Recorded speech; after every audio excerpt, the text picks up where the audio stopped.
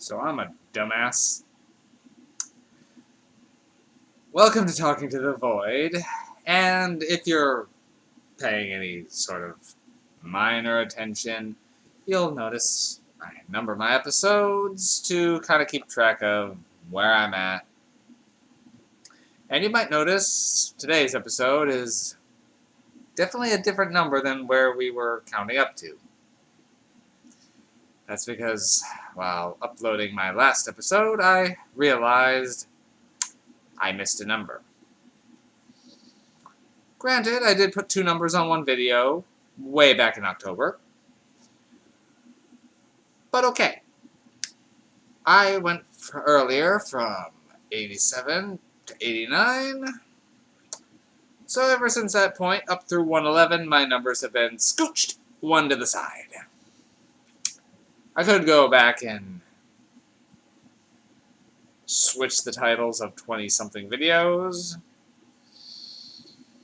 Or I could just say, the hell with it, and just drop number 88 right here. So, number 88 is now Doom in the middle of my video game month. If you're watching these videos in numerical order, this disclaimer won't make any sense. But I suppose this one is technically filmed after 111. But here we are in slot 88. Okay. What the hell was I talking about? Right. Doom. I watched Doom today. Okay, so right after Resident Evil came out, there was the minor success that one was. It did pretty well. A slew of video game movies hit around that area. And about a year after Resident Evil, we got Doom.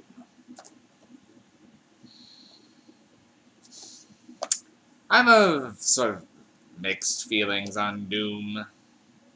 As an adaptation, it fails almost completely. It has so little to do with the source material, it's ridiculous. As a movie, it's okay. That's about really it on it. So, Doom video games are usually about you taking the role of the Doom guy, grabbing some big-ass guns, maybe a chainsaw, and mowing down armies of demons, usually on Mars. And you go from there to usually going straight down into hell and murdering more demons. Well, this one's got Mars. And it's got monsters, but they're mutants. And I see they tried to tweak it a little bit to be the darker side of human nature. But no, they're alien mutants. And all they are on Mars, and they say, this is hell. This place is really just hell. Then go to hell. They're not in hell. They don't go to hell. Hell has nothing to do with this movie at all. So, what was supposed to be a Doom adaptation is a run-of-the-mill alien ripoff. It's not without its charms at times, but it doesn't really elevate itself much. Though, at least try some things and take some risks, and I can respect it for that. Okay, so, also, good cast. I mean, Carl Urban, Dwayne Johnson, can't argue there, and Rosamund Pike. So, it's well cast. And those characters are trying. But some of the lines, there's only so much you can bring to them, and really only Dwayne Johnson actually excels. And he's kind of playing against type here, and he does a good job for it. Normally, Dwayne's just such a likable actor, and all his characters have that charisma. This one, he's an asshole. And it's weird seeing someone usually so charismatic just being so unlikable. But but he seems okay up to a point. But after that, he just drops off. And Dwayne Johnson does a really good job with it. Okay, so plot of this one. 20 years before the events of the film, they discovered what's called the Ark, which is a portal to Mars. Now, personally, I'd like to see a little bit more of how they discovered that. I mean, really, if you just stumble upon some ruins and end up triggering a weird gate thing, that's going to have some repercussions for the first people who just accidentally went through that, right? And how much trial and error did it take to actually get out control of it? I mean, one character later reveals that he got bisected, essentially, by going through it, so figuring out where this was and sending people through it actually, did the spot send to, was it habitable? I don't know. But that's just the prologue and I'm already rambling.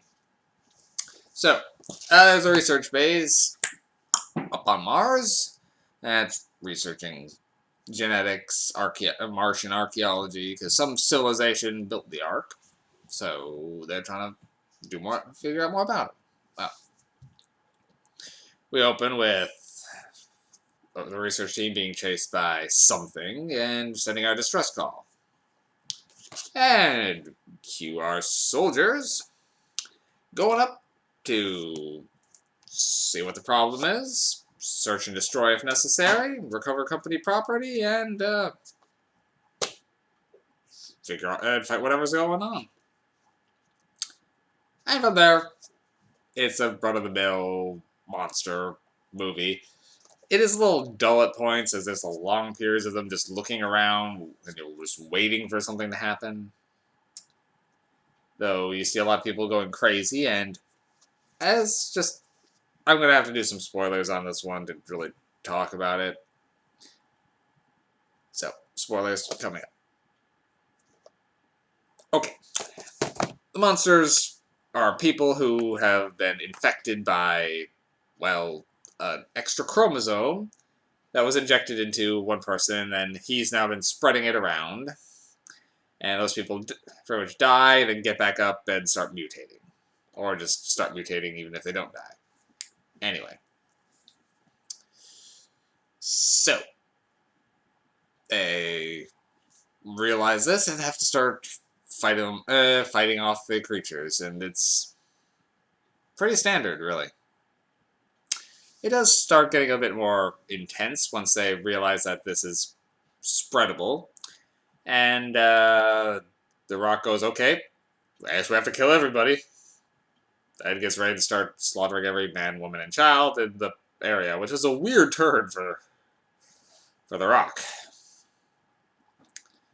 But the scientists figure out that that the monsters only come from people that are predisposed to evil, I guess, or are genetically evil. This movie's weird. Anyway, but if you inject it into a person who doesn't have those biochemical reactors that predispose them towards evil, they become superhuman. Which is what happens to Karl Urban's character. They just call him Reaper through the movie, John Grimm, I think. Anyway. So, they try to work the demon aspect into it, them only coming from bad people, I guess. So, what was supposed to be Doom turns into a run-of-the-mill sci-fi shoot-em-up.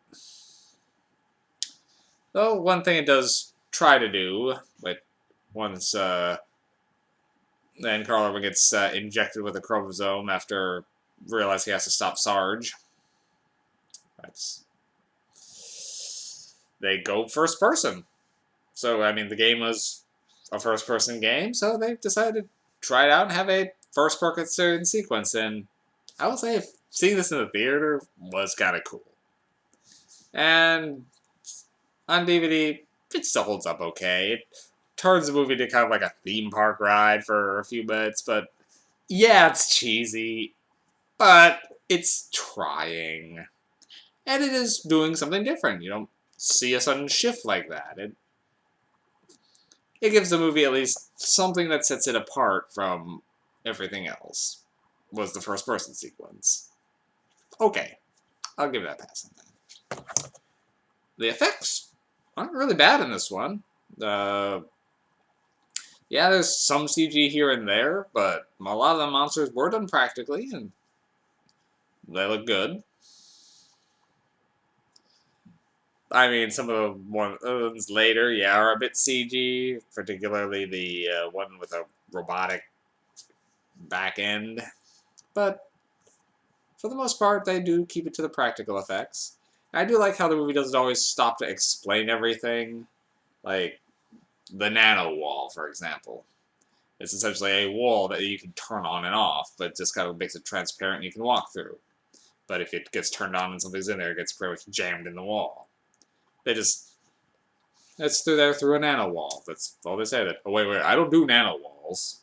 And then it just shows them kind of interacting with it, and then when something gets stuck in it, that's why I don't do nano walls. Okay. I like how they didn't have to take time to explain it. They just let you see what it is and figure it out for yourself, rather than having them go random science babble on it. That said, the dialogue in this movie is not good. It's standard army, hooah. Nothing's really set apart. It's trying to be cool.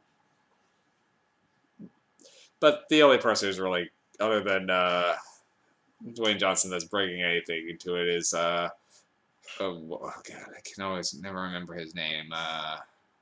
Richard Brake, I think. Let's conveniently say it on here. Pretty sure it's Richard Brake. Anyway, he's from most memorable to me from Rob Zombie's 31. He's good. But, yeah. This movie, I was really debating where to put it on there. It's still watchable, but it's sort of a autopilot movie. It's a movie that's put on just to zone out. It's not trying to be anything more than what it is, and it's not even trying to be Doom very hard. So the best I can say is I'll give it a 3 MacGuffins, just because it's at least trying something that other movies didn't, and it's leaning into its video game heritage all right. Plus, some characters are bringing it here, so I'll give it a 3 MacGuffins, though a little on the lower end. I thought about giving it a 2, but it doesn't deserve that. It's still watchable, and it isn't, while there's some slow points, it's not too dull overall. Alright, so, after this, going back to my regular numbering, and, Video Game Month continues. Probably keep going on my Resident Evil train, but I didn't want to have that weirdly caught up in this number break, so Doom it was. Good night, everybody.